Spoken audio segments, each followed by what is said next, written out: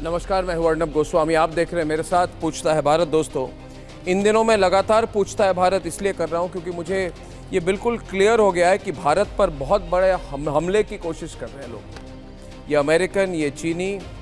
मैं पहले से ही कह रहा हूं कि ये सीजेपी के जो गुंडे हैं, इनके बारे में मैं पहले से लोगों को अलर्ट कर रहा हूँ। और मैंने आपसे शेयर किया था कि इस आंदोलन में छात्र नहीं बचे हैं कोई। शुरुआत में 2 से 5% शायद छात्र थे, लेकिन सच्चाई ये है कि अभी ये जंतर मंतर टॉल्स्टॉय मार्ग में ये संख्या 0 तक हो चुकी है। प्रदर्शन पूरी तरह से एक राजनीतिक रूप ले चुकी है। दीपके का पोल खुल चुका है। राजनीतिक और राष्ट्र विरोधी एजेंडा ये सामने आ गया है। दोस्तों, कल रात सोनम वांगचुक ने जब अनशन तोड़ा तो डिपके के गुंडों ने इनकी पैरों तले जमीन खिसक गई और इसलिए इन्होंने अब सोनम वांगचुक को सवाल उठाने हैं कि आपने अनशन क्यों छोड़ा। यह अजीब बात है। क्या वो चाहते थे कि सोनम वांगचुक मर जाए, वो जीवित ना रहे तो उनको और थोड़ा राजनीतिक लाभ मिल जाएगा? अभी हमें इन्वेस्टिगेशन करना होगा ये डिपके है कौन। ये स्टूडेंट नहीं है दोस्तों, डिपके स्टूडेंट नहीं। अमेरिका में क्या कर रहा था? इतने पैसे इसके पास कहां से आए? अनुमान से लोग कह रहे हैं अभी ये सीजेपी के पीछे करीब 300, 200 और 300 करोड़ रुपए मिनिमम इन्वेस्टमेंट की गई है। खैर, जो भी हो, आज एक बड़ी अमेरिकन कंपनी, एक बहुत ही बिलियनर आदमी है, बहुत पैसे है उसके पास। उसने एक नई ऐप शुरू की है जिसका नाम है बिटचैट। अब बिटचैट क्या करता है कि अगर बिना इंटरनेट के ये आपको मैसेज करवाता है एक दूसरे से। और इसको कहाँ यूज किया जाता है? जहां पे सरकार या पुलिस या खुफिया एजेंसी या सिक्योरिटी एजेंसी आपको टच नहीं कर पाए। बिटचैट का प्रयोग कौन करते हैं? कई क्रिमिनल करते हैं। ये बिटचैट ऐप ऐसी चीज है जिसको दंगा करने वाले जो लोग हैं उनके लिए बहुत आसान टूल बन जाता है एक दूसरे को मैसेज करना। अब ये सवाल आप पूछिए दोस्तों, अमेरिका से इतना सपोर्ट, अमेरिकी बड़े बड़े अमेरिकी पूंजीपतियों का इतना सपोर्ट डिपके को क्यों है? अमेरिका के जो पूंजीपति हैं वो भारत में दंगा क्यों करवाना चाहते हैं? पूछता है भारत। कितने अमेरिकी कल दिखाए गए, हमने वीडियो आपको दिखा दी। उसके बाद तब से शबाना आजमी चुप, सोनाक्षी सिन्हा चुप, नसीरुद्दीन शाह चुप। चुप तो उन्हें रहना चाहिए क्योंकि भारत में लोकतंत्र चलेगा, यह भीड़ तंत्र नहीं चलेगा। और एक व्यक्ति है, मैं तो इनको बड़ा डेंजरस मानता हूं, इनका नाम है योगेंद्र यादव। बात करने का तरीका बड़ा शालीन है, मुझे वो अच्छी तरह से जानते हैं। जीवन भर इनका एक ही एजेंडा था कि कहो कि मैं इलेक्शन एनालिसिस करता हूं, भारत की लोकतंत्र की एनालिसिस करता हूं, और इसको वो सेफोलॉजी करते थे, टीवी स्टूडियो में के एनालाइज करते थे। अब वो कहते हैं मैं राहुल गांधी, देखिए जहां पे राहुल गांधी और प्रियंका है ये आदमी दिखता है पीछे। ये कौन है? इसका नाम है योगेंद्र यादव। ये कहते क्या है? कहते हैं भाई अभी संसद से नहीं चलेगा कुछ, सड़कों से चलेगा। अरे भैया योगेंद्र यादव, आहा कॉलोनी में रहते हो ना, वहां पे अपने RWA इलेक्शन जीत कर दिखाओ। और अगर RWA इलेक्शन जीतने की औकात नहीं है तो भारत के लोकतंत्र के खिलाफ आप षड्यंत्र क्यों कर रहे हो? ये सवाल मैं नहीं, आज मेरे साथ योगेंद्र यादव से पूछता है सारा भारत। और अगर योगेंद्र यादव एडवाइस दे रहे राहुल बाबा, प्रियंका वाड्रा को,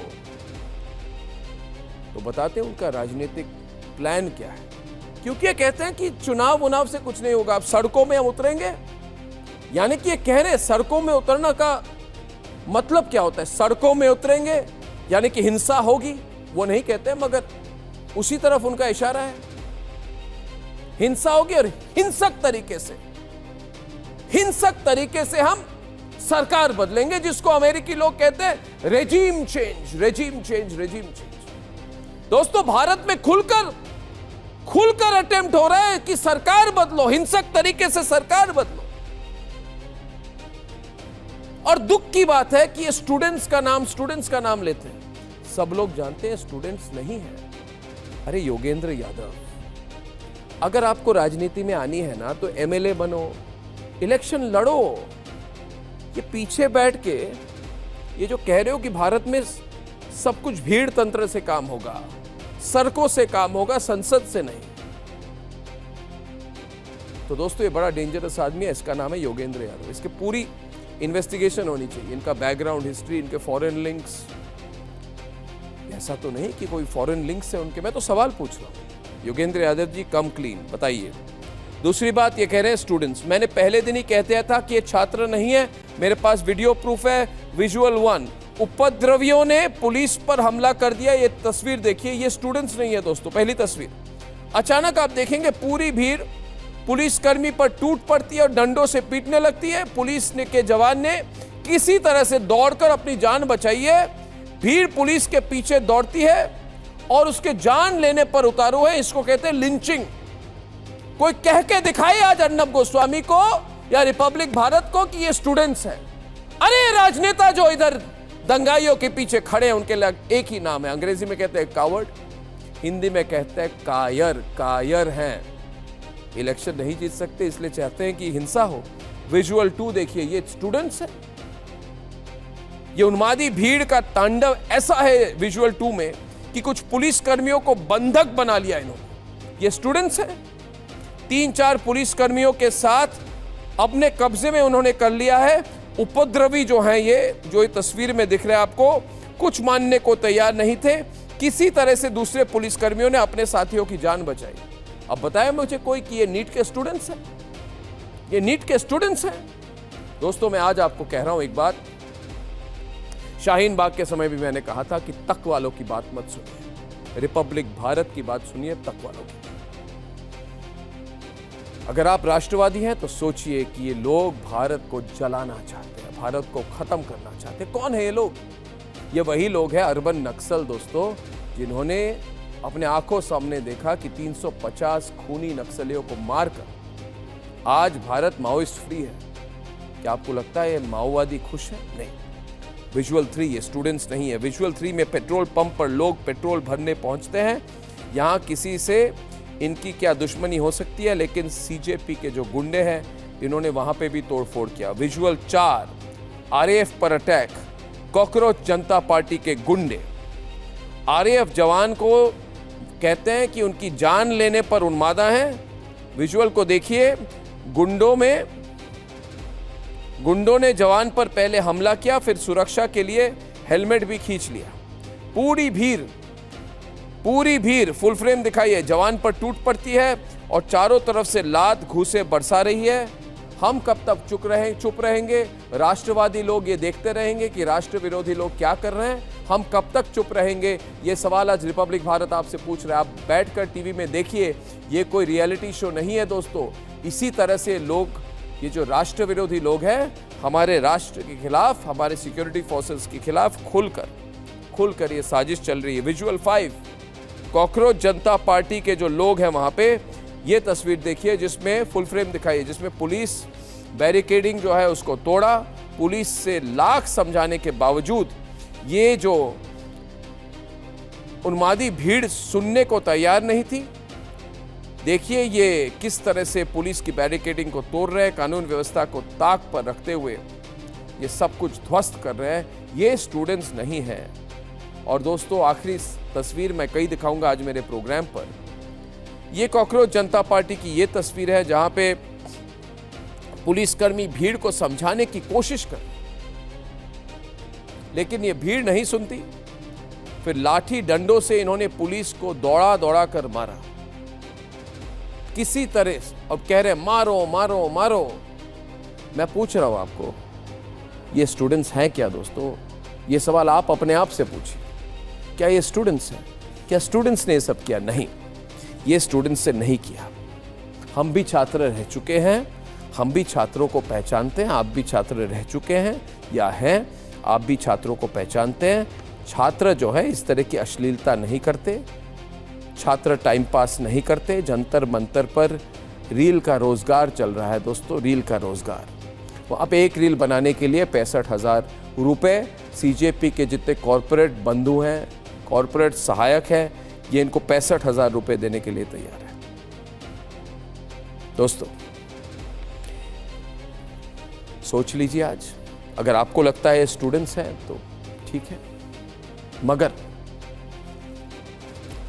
अपने दिमाग का प्रयोग करके आप खुद सोचिए ये क्या हो रहा है हमारे देश में। योगेंद्र यादव जो राहुल गांधी के गुरु हैं कह रहे हैं भारत में आज के बाद संसद से काम नहीं चलेगा, सड़कों से चलेगा। तो ये फाइट किसके बीच है? लोकतंत्र और भीड़ तंत्र के बीच। पिछले एक हफ्ते से जो हो रहा है, मुझे पता है कि नेशनलिस्ट लोग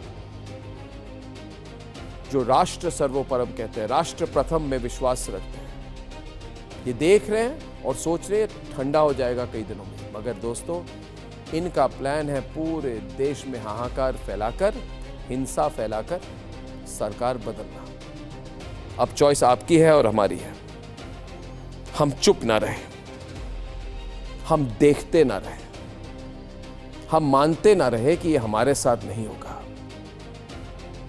इनको लगता है इन्होंने हिंसा की चिंगारी है, अब पूरे देश में फैलाना चाहते हैं।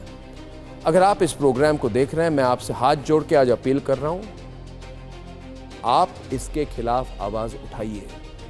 संविधान आपको राइट देता है, इसके खिलाफ आवाज उठाइए। माओवादियों, नक्सलियों, टुकड़े टुकड़े गैंग, राष्ट्र विरोधी ग्रुप और अमेरिका के बिग टेक प्लेयर्स, ये सब इस सरकार को बदलना चाहते हैं। दूसरे चैनल ये खुलकर नहीं कहेंगे, बीच का रास्ता अपनाएंगे। मैं कह रहा हूं, ये सरकार को बदलने की एक कोशिश चल रही है। इसको स्टूडेंट्स के साथ कोई लेना देना नहीं, कोई एक भी स्टूडेंट नहीं है। अगर सरकार इस तरह से बदल जाए, अगर भीड़ तंत्र इकट्ठा करके टुकड़े टुकड़े गैंग की दुकानदारी पूरे करने के लिए उमर खलीद और शर्जील इमाम के जो फैन हैं, क्योंकि डिपके जो है ये उमर खलीद और शर्जील इमाम का फैन है, अगर उमर खलीद और शर्जील इमाम के फैन सरकार पर कब्जा कर ले, सोचिए तब क्या होगा। इस सवाल पर आप गौर से सोचिए कि अगर उमर खलीद, अर्बन नक्सली, माओवादी और शर्जील इमाम के जो फैन हैं, जो प्रशंसक हैं, जैसे अभिजीत डिपके, अगर ये हमारे लोकतंत्र पर कब्जा कर ले तो भारत का क्या फ्यूचर होगा? ये सवाल अकेला मैं नहीं, आज मेरे साथ पूछता है सारा भारत।